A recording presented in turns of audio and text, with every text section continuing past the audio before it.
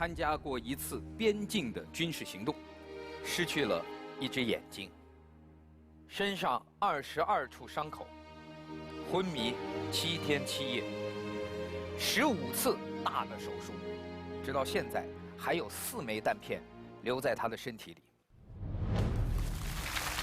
他是8·1勋章获得者，枣庄军分区政治委员韦昌进。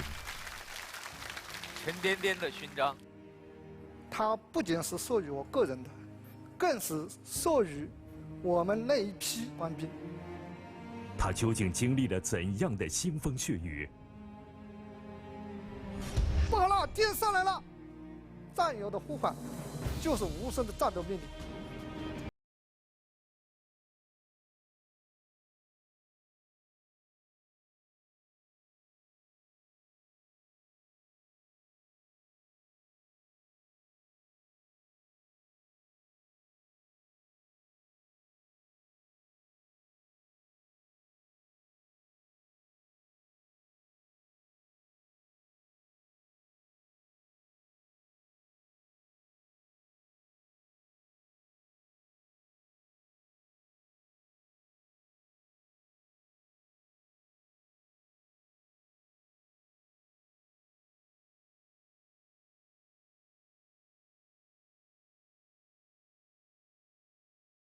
作为一名中国军人，我必须守卫好我脚下的领土，守卫好祖国和人民交给我的任务。我是中国军人。本期演讲者韦昌进。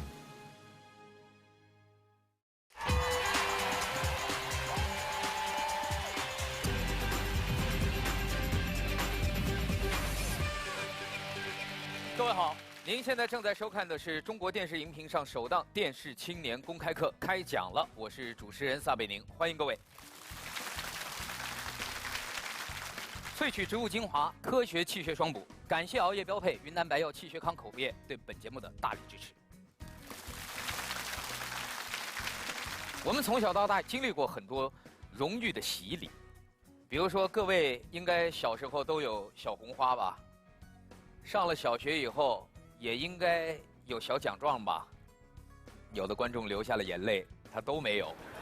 但是说到这些我们从小获得的这些荣誉，尽管现在回头看有一些似乎微不足道，但不可否认的是，在人生的道路上，每一次这样的鼓励，其实都是一种动力。但今天我们这位开讲嘉宾获得的荣誉非同一般。有谁知道在我们的军队当中，中国人民解放军的最高荣誉是什么吗？对，有的观众非常清楚，是从2017年开始设立的8·1勋章。8·1勋章是每5年评选一次，荣获8·1勋章的人，那可以说真正是从英雄当中万里挑一。今天我们的这位开讲嘉宾在2017年获得了8·1勋章，他是中国军人，同时在他身上还有一些数据。他参加过一次边境的军事行动，失去了一只眼睛，身上22处伤口，昏迷7天7夜，15次大的手术，直到现在还有4枚弹片留在他的身体里。他现在每次坐飞机过安检门的时候，安检门仍然会乱响。今天你不刻意的去介绍他，很少有人能看出在他身上发生过的这一切。走在街上，当他跟你擦肩而过的那一瞬间，你可能也不知道，这是一个真正的铁血战斗英雄。让我们掌声有请我们今天的开讲嘉宾，8·1勋章获得者，枣庄军分区政治委员韦昌进，有请。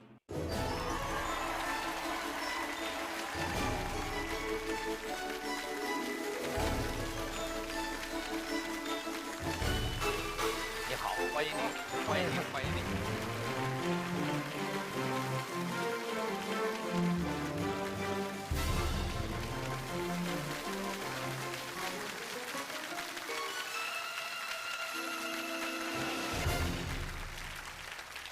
谢谢各位，请坐。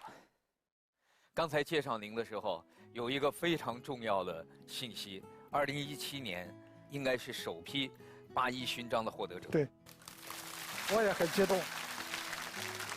而且今天我也把我的8月勋章和荣誉证书带到现场来了。让我们年轻人开开眼界。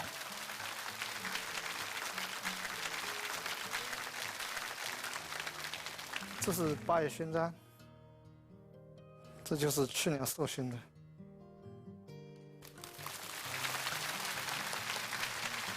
沉甸甸的勋章。所以当时您获得这样一份荣誉的时候，您当时心情是什么样的？非常的激动，应该说，就像我今天来到咱们开讲这个现场一样，也是没有想到的。去年授勋是没想到，党和人民没忘记我们，给予了我们这么高的荣誉。我感觉到当时这份荣誉，它不仅是授予我个人的，更是授予我们那一批官兵，是对我们那个时代所有为国家、为民族浴血奋战、做出贡献的官兵的一种褒奖和肯定。为共和国献出自己生命、流血牺牲的每一位军人，实际上在这几十年当中一直被国家和人民牢记。那么接下来我们就把讲台留给您，有请您为我们开讲。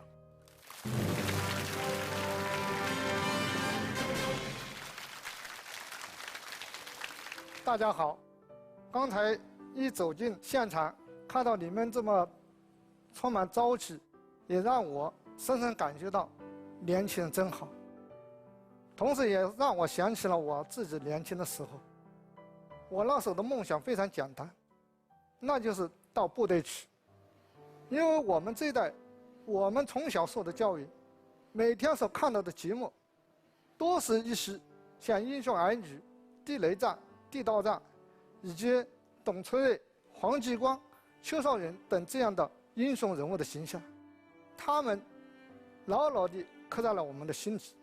所以在我高中毕业的时候，我就悄悄地报名想到部队去。但当时当我报名参军的消息被我爸妈知道以后，他们非常的不乐意。在他们的这个想法当中，因为我是在家中我是排行老大，下面还有3个妹妹，所以他们的愿望就是希望我长大以后能够找一份工作，娶妻生子，相伴父门一生。为了动摇我参军的决心，我的父母想尽了种种办法，他们把家里仅有的一些存款拿了出来，给我买了自行车，又请了曾经有过参军经历的叔叔、伯伯来给我讲述他们在部队的一些经历，特别是艰苦的经历。同时他们也很多人告诉我，有可能你到了部队就会去打仗，就有牺牲。我就坚定地说，不管遇到什么样的我要去。应该说在我们这个年代，一颗火红的五角星凝聚了我们对共和国无限的热爱和忠诚。就在我参军刚刚满1周年的时候，我所在的部队就接到了战斗命令。当我听说我们部队要上战场的时候，我和我的很多战友一样，因为我们对战争的了解更多的是从课本上、从影视视频当中。真的听说我们的部队就要上前线的时候，我们内心可以说也是非常复杂的。有一天晚上就做了一个梦，突然梦见一颗子弹向我飞了过来，击中我的心脏，我就倒在虚不中。就在这种惊吓当中，我醒了过来，然后我就坐了起来，给我的妹妹写了一封信。因为当时我们也不敢把消息告诉远在家乡的父母，我就给我的大妹，我就给她写了一封信，给她说我们可能部队就要到前线去了，我可能上了战场，也许就会倒在那里，再也回不来了。如果真要有这样，希望你能够接替我照顾父母的重任。我妹妹接到我的信以后，我当时心里想的就是，她可能接到我的信一定会很难受、很难过。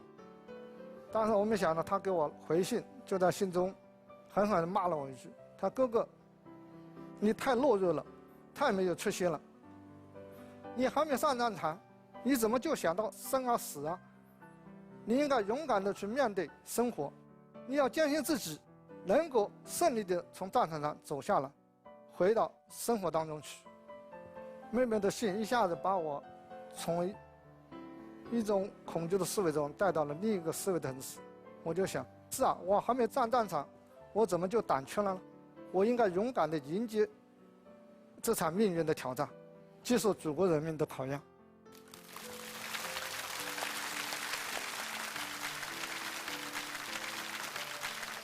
上阵地的第一天，我们当时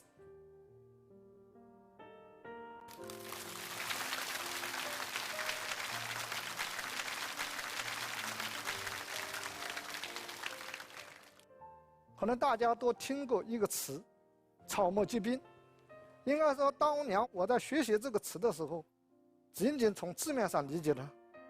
可是，在这个夜里，我看到前面有一个半截的黑影在那晃动着，在月光下。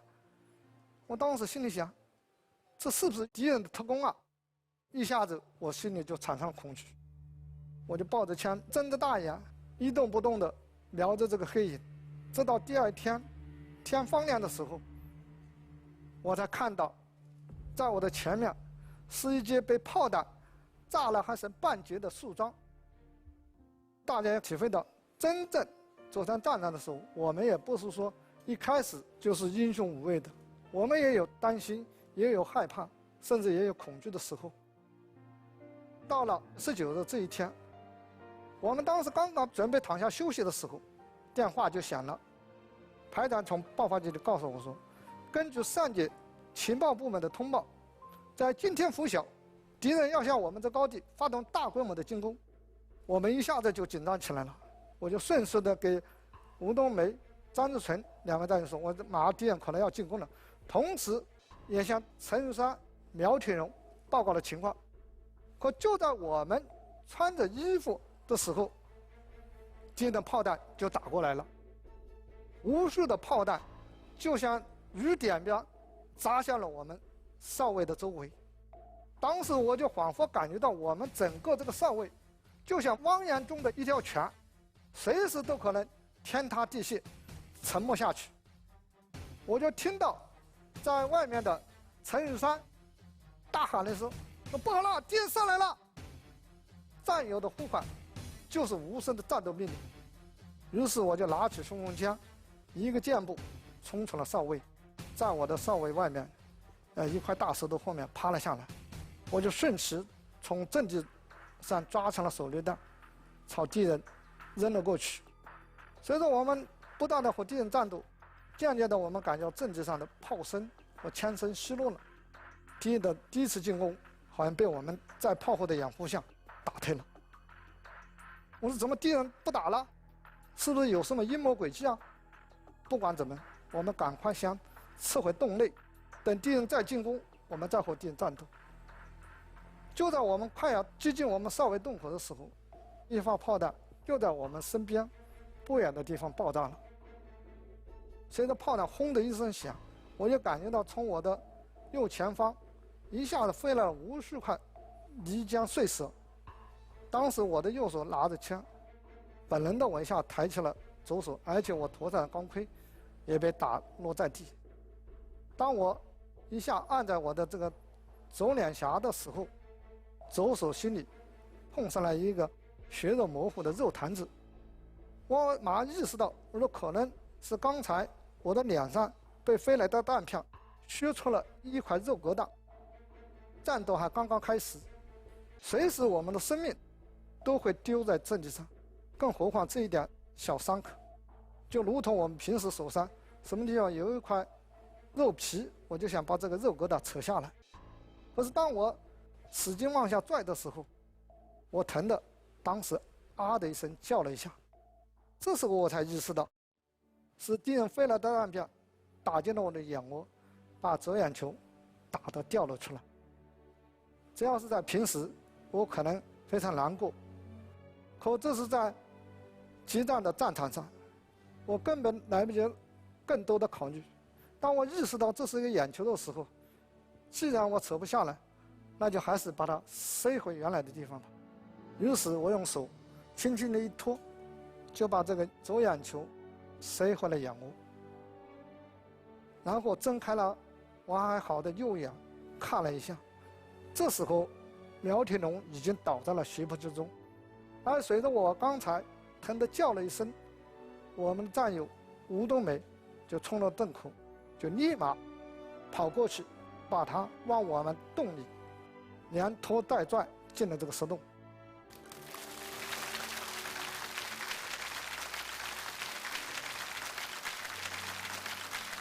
到了石洞以后，苗铁龙已经昏迷过去了。到了洞里，我才知道我的身上还有多处负伤，特别是右胸被弹片穿透，胳膊也抬不起来了。就在他给我包扎眼睛的时候，我们听到洞外敌人的叫声，我们知道敌人的新一轮进攻又开始了。于是当时我就对着吴冬梅说了一声：“你不要管我，敌人又上来了。”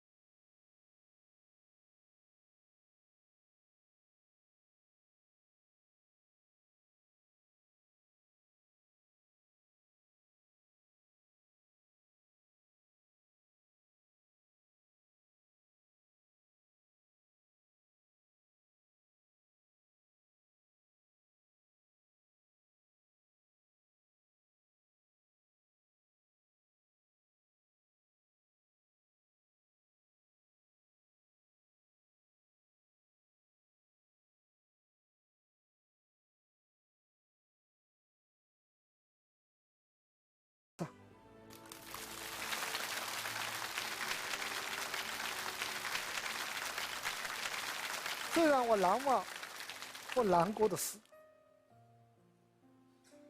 就在吴冬梅牺牲的前几天，我们在政绩上一同接到了他家里的一封来信，大概的意思是说，母亲因为思念在前线的儿子生病卧床不起，生命垂危，病危中时常想念还在前线的小儿子，在自己生命快要结束前，能不能请个假见上母亲最后一面？即使不能回来，哪怕到附近照相馆照一张照片寄回来，让母亲在最后能够看上儿子一眼。当时我们看了这封信以后，我们安慰着吴冬梅说：“冬梅，听说军工站有上来说，我们俩很快就要下防，到后方阵地上去了。等到我们下了阵地以后，我们几个人一起陪你去照个相，寄给在家的父母。”但是然而没有想到，就这么一点美好的愿望，我的战友吴冬梅再也无法实现了。他就带着这样对亲人的眷恋，对母亲的牵挂，对祖国的忠诚，永远地离开了我们。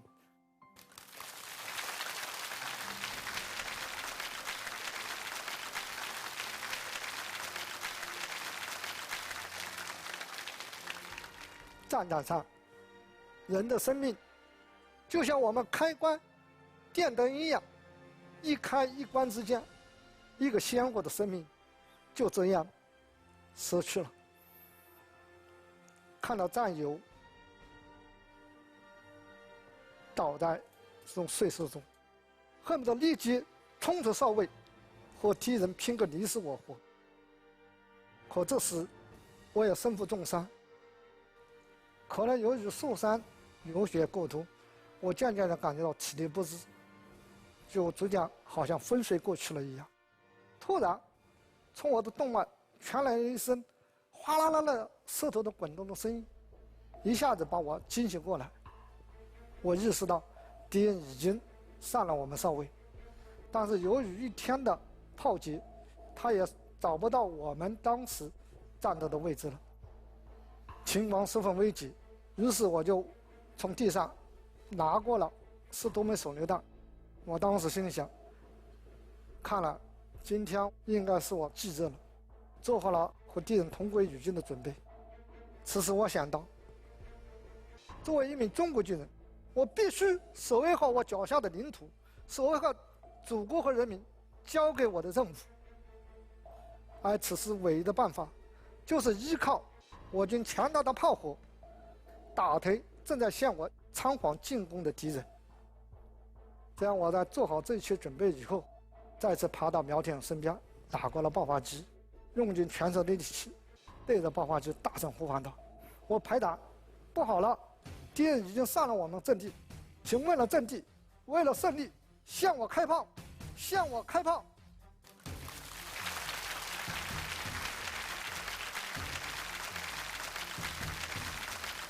当排长听到我呼喊炮火的声音，他也急了。于是排长在电话里说：“韦长军，你再等等，我马上组织部队再次增援你。”在我的再三请求下，我们炮火很快打了过来。打退敌人这次进攻以后，我又再一次昏迷了过去，直到深夜大概12点多钟，战友们把我送下了高地，送到了后方医院。在医院里呢，我昏迷了7天7夜，在医护人员的大力抢救下，我才终于从死神手里活了过来。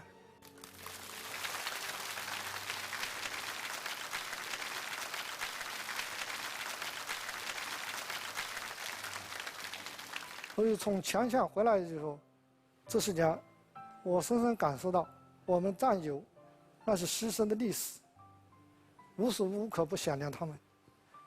今天我依然感觉到他们仍然那么年轻，仍然那么生动。我会常常想起他们中的好多人，更让我感觉到自己身上有一种沉甸甸的担子，要把那些牺牲战友未尽的事业完成好。亲爱的同学们，你们是我们祖国的未来。今天，建设祖国、守卫国家的重任落到了你们肩上，你们一定能承担起实现中华民族伟大复兴的中国梦。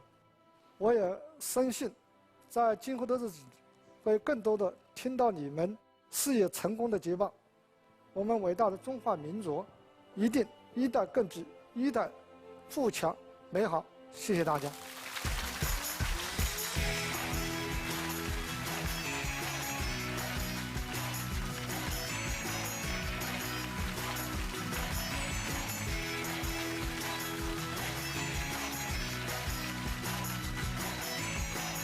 萃取植物精华，科学气血双补，云南白药气血康口服液，熬夜标配，邀您继续收看开讲了。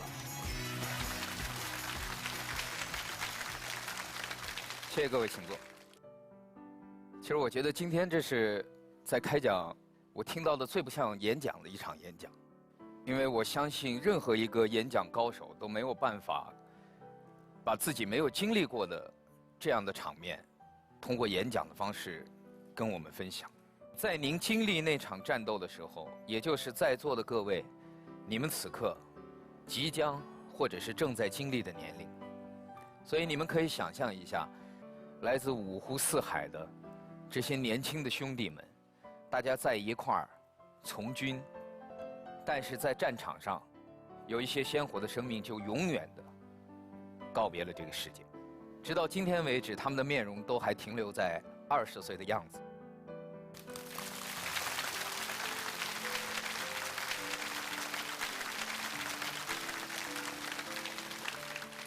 所以他们也没有机会再经历今天的年轻人所面对的所有的五光十色的一切。生于忧患，死于安乐。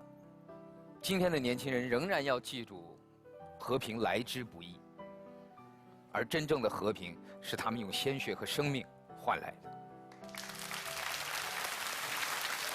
所以再次向您致敬，谢谢，谢谢您。在您刚才开讲的过程当中，我们也通过央视网图文直播了您的演讲，很多的观众通过网络提了一些问题。我们首先进入全民小纸条互动环节，来看看网上的网友们给您的问题。这是一个非常简单的问题，但是我们想听一听您怎么看待这两个字“幸福”是什么？如果要让我说的话，非常简单，和平的活着就是一种幸福，没有外敌的入侵，这是一个国家民族的幸福。我们个人能够实现自己的理想，能够追逐自己的梦想，这就是一种幸福。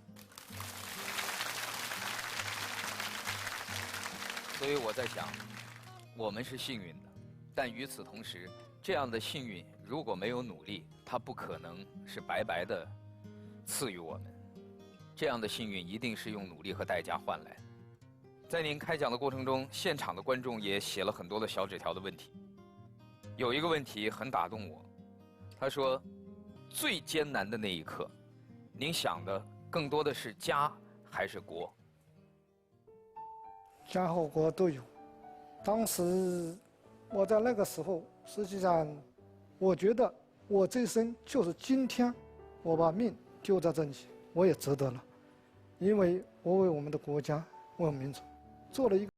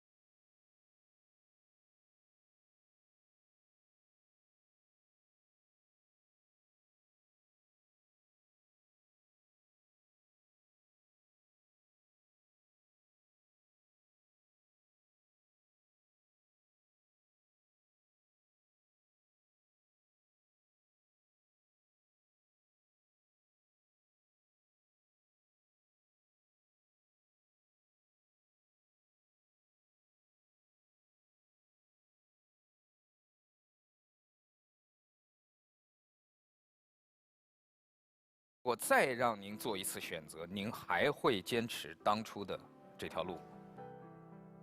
我觉得我是这么考虑的。我在陆军学院当教员的时候，我们的学员很多学员也问过我这样类似的问题。我说，作为一个军人，作为一个战士，我知道战争的残酷，我也不希望再有战争在我们的国家发生，更不希望我们的军队有朝一日走上卫国的战场。但是，如果有前敌入侵，我们仍然义无反顾。我相信我们当年和我一块的战友，他们也都有这种信仰。虽然我们了解战争，但是我们更知道，只有用正义的力量战胜邪恶，我们才能荣扬沐浴和平的阳光。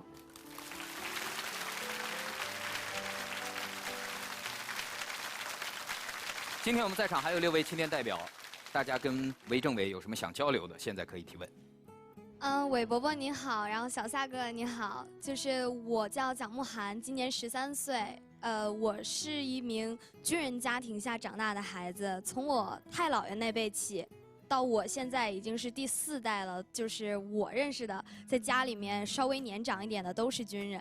有的时候我妈妈带我去别的城市，她第一时间会想到的是她的战友。这个她对战友的感情，其实我是非常不理解的，因为有的时候她可能因为她和战友的聚餐，可能还会把我忘掉了，把我忘在家里了。所以我想问一下，您和您战友的这种感情到底是什么样的呢？我们生死与共，朝夕相处，生死难忘的。至今，我和我许多战友保持着非常亲密的联系。尤其当我们一听说战友打个电话，说我今天要到你家来，可能我们会放下一切，先把战友照顾好。我有一点非常好奇哈，就是我们家对我的家教是非常的严格，例如说，像一些平常很微不足道的东西，吃饭的时候碗里面一点米都不能剩，还有就是如果你夹菜的时候夹掉了，我太姥爷也会揍你的。都说父亲是最宠女儿的，但是生活在军人家庭里的女孩子，往往和其他的这个普通家庭好像还不一样。就您对您的女儿是宠爱更多，还是严格要求的更多？可能严格要求更多吧。记得我女儿上大学以后，当时每次我打电话都会给她进行一番教育，所以后来她同学们都说，一听到回去爸爸给她打电话，那我们就要进行上一堂深入的思想政治课了。所以到后期我就慢慢给女儿也更多的谈一些生活上的事，比较严肃有余，活泼不足。这听就是军队的这个政治工作的语言，严肃有余，活泼不足。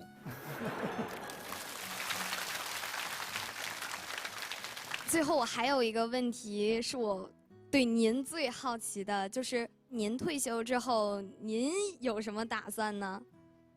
应该说也有好多的想法，其中一个愿望，因为我是高中毕业后应征入伍，在我们现代社会，知识对一个人来说非常重要的，所以我内心也有一种渴求，将来退休以后能够争取是不是能考个大学，或者说上个老年大学，再补充一下自己的知识，丰富一下人生经历，可能这是我很大的一个愿望，多读点书吧。那我们就给您最美好的祝愿，就祝您永远不挂科。谢谢。下一位，来。韦首长好，小撒老师好。我是专门从事摄影这一块，然后我退伍了之后，专门为军人军嫂服务，帮他们拍摄属于自己的军旅婚纱照。你这个。这实际上是让新郎和新娘换了个角色，是吧？对。大家知道这张作品它背后的意图是什么？它的意图就是告诉你，再铁血的军人，内心也有对家庭柔软的一面；再柔软的女子，当她成为军嫂以后，她也是一个坚强的人。因为很多军婚军恋的故事都是非常让人感动的。特别老首长您又是战斗英雄。当时的话，肯定会有很多女孩非常喜欢您，对吧？应该说我的婚姻或者是爱情也好，也比较简单。尽管就像您刚才说的，当年在前线立功被授予英雄以后，这个也收到了很多优秀女青年的来信。那时候就是雪花般的信件，麻袋的扛。但是我可能还是，有点传统的，更希望就是说在认识交往过程中建立这种，感情吧。后来我和我现任爱人是，他和我妹妹是同学，在这个不断的来信交往中，我们接下来，感情。为什么别人写信您没理，这位不断的来信，您就不断的回？也可能是缘分吧。可能就是在信件中一看彼此之间的那个节奏是对的。对。首长，我就是还想问一个问题哈，就是当初您妻子和您在一起的时候，知不知道您是一位战斗英雄？就他自己说他不知道，包括我们在整个谈恋爱，包括来信，包括后来这么多年在一起生活，我基本上不和他们谈前线的故事。因为我说我们现在生活在一个和平中，我不希望我们每天被战争的阴影笼罩着，我们更渴望的是和平的生活。所以这一点，也是我们节目组比较矛盾和纠结的一点，就是我们知道，如果请您来开讲，一定会让您在现场会回到当时的这种残酷的画面中。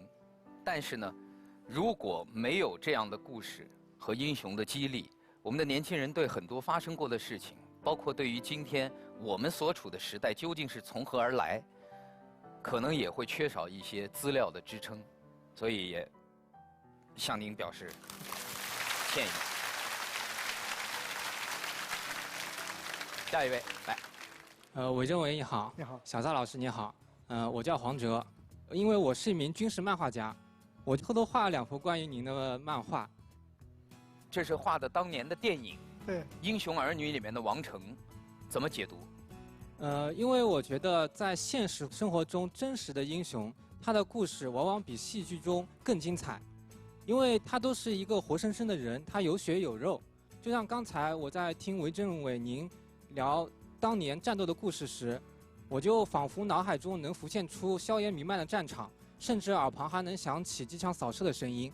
甚至有可能超过影视作品。是的，我不知道您在现实生活中是否也是一名影迷？那您最喜欢的电影又是哪部？您平时看那个就是现在的战争题材的电影吗？看这几部电影我都看过，特别看到这样的战争片，它很容易把我又带回当年我和战友们在前线战斗的情景，也更能深刻地体会到故事当中的主人公他们在电影当中的此时此刻的心情，也同时让我更加回味到作为一个军人，我们应该肩上担负的责任和义务。特别是在当前这个社会多元化的时代，我们更需要英雄的精神。我曾经今年参加全国政协的时候，有一个提案，就是说努力提升这个红色英雄文化。我觉得现在在这方面，我们正在改观。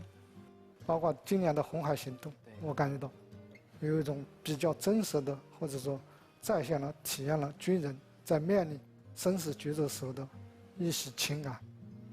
我们希望有更多的这样的故事。好的作品。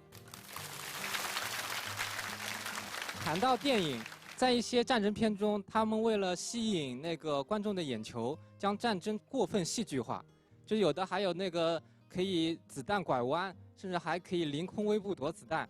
您怎么看这样子的一种戏剧表演呢？现在有一个词叫历史事物主义，表面看是一种娱乐化的倾向，是一种把过去的这个反映战争的题材，表面是通过不同的手段来表现一种娱乐化，但是实则反映出来的，可能让我们对残酷战争容易产生一些错误的理解，容易导致我们对英雄这一个群体的误解。所以我不大赞成以事实过于这个夸大的这种描述方法。我们希望有更多的寓教于乐这样的艺术作品，让我们很多的青年都能了解英雄，了解我党我军的历史。谢谢您。下一位，来。您好，韦政委。您好，小撒老师。您好。您是真正经历过战争的英雄，您肯定对现在的和平有不同的看法。那您能说一下您对和平的看法和理解吗？我觉得我的理解就是说，我们今天的和平生活，是由千千万万的革命先烈和热血奋战的军人用到那个生命和鲜血换来的。没有当年中华民族优秀儿女热血奋战的话，就不可能有我们今天的和平生活，无限美好的幸福的生活。我们真的没有挥霍他的权利。天下没有免费的午餐，和平同样如此，没有代价和付出，和平是难以实现的。谢谢韦政委。下一位，来。韦政委你好，您是英雄，而我爸爸呢，近期呢，因为一些事情呢，也被大家呢认为一个平民英雄。我家呢在菜市场里面批发鸡蛋，有一次送货回来的时候呢，刚好看到一对母子和一个歹徒在发生冲突，他上去制止的时候呢，自己也身受5刀。虽然说最后歹徒制服住了，自己也被送进 ICU 重症监护室，待了好多天。对于见义勇为这件事情，我现在就有些迷茫。首先向你父亲致以深深的敬礼，因为我们这个时代需要英雄，而英雄来自平凡，来自普通。但是，当我们遇到危难、危险时，有的时候我们真的要鼓足勇气，勇敢地冲上去。只有我们人人都有这种的愿望和这样的精神、血性的时候，我们社会的邪恶才会被压制，甚至才会得到伸张。当然，在实施这个见义勇为的行动的时候，我们还要有一种斗智斗勇的智慧。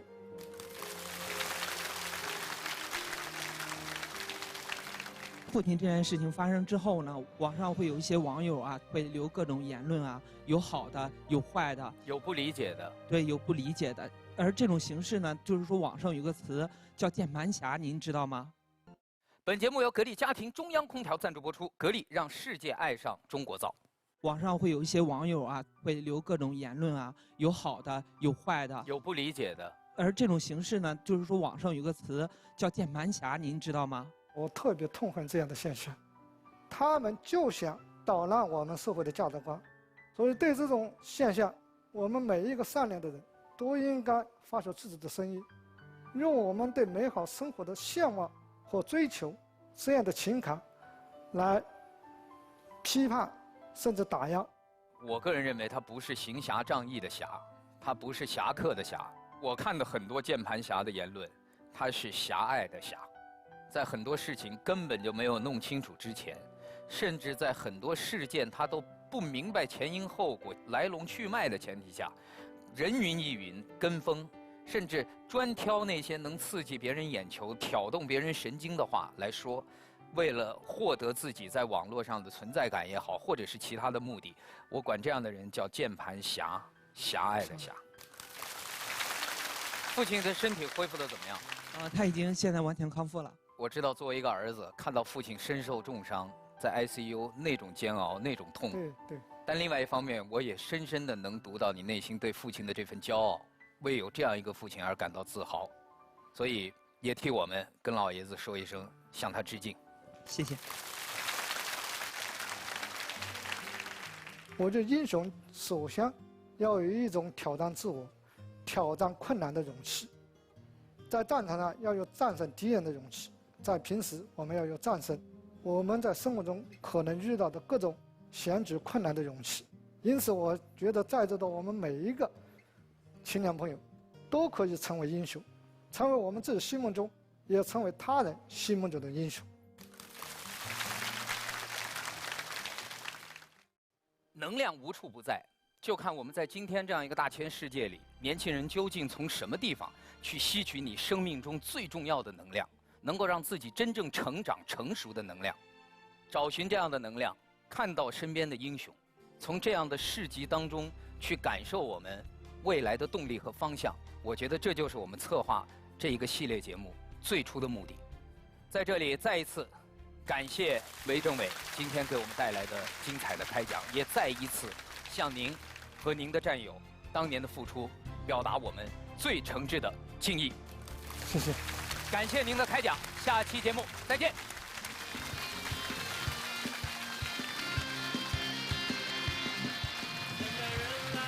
谢谢。